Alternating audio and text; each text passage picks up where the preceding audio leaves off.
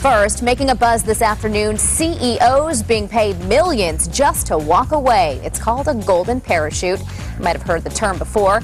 And a new report is showing nearly 24 high-powered executives were paid handsomely as they walked out the door. The GMI ratings report shows the highest payout was to a GE executive for $400 million. The report shows 21 CEOs in all received more than $100 million each in their walkaway packages. Companies like ExxonMobil, AT&T, and Home Depot have collectively given $4 billion in golden parachutes. GMI says it did its report to show the outrageous compensation being awarded beyond the salary the CEO received.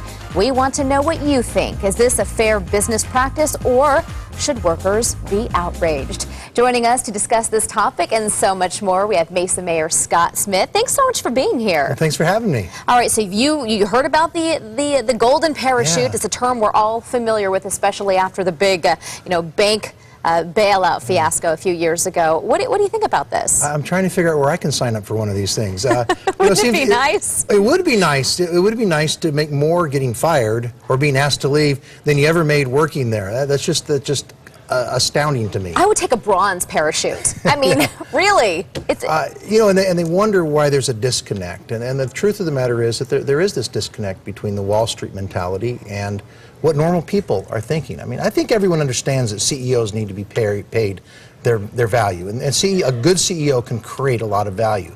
But things have gotten so out of whack where you've got these golden parachutes. You've got incredible ridiculous bonuses on Wall Street that aren't tied to real risk or real production. It just seems like that's the culture. And now. You have to wonder how this affects morale. Of course, there's a chain of command and the CEOs at the top, but the guys at the bottom, I mean, the disparity is just staggering. Well, the morale at the CEO level is probably pretty good. Oh, well, exactly, but down at the bottom. Down at the bottom.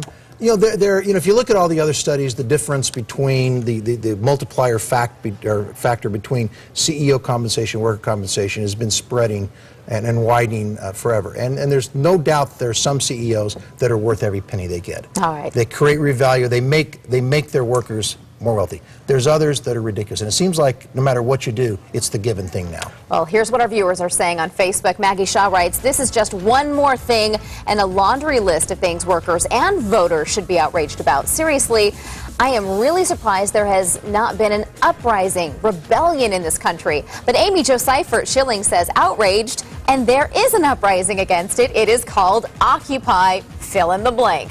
Problem is, most people can't afford to be overtly outraged. And then Bradley Cisco chimes in saying workers should be outraged, but the collective consumer is at fault for giving these idiots our money in the first place. And Ellie Rakoff says, if we were truly concerned about fairness, we probably wouldn't be practicing capitalists. So does this all just boil down to capitalism? And if we want to be a capitalist society, this is how it works? Well, to some people it is. I'm a pure capitalist, I'll tell you. I think people who take real risks should get real rewards.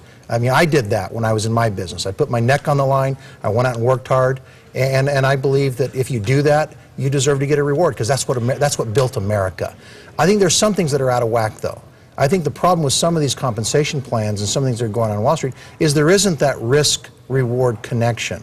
It seems like just by being there, you get paid these outlandish sums. And you can play with other people's money and not take any personal risk, and you still get paid these outlandish funds. So I don't think it's capitalism. I think it's a warped capitalism that comes in place sometimes. Pure capitalism is great for those people who really work hard and can achieve.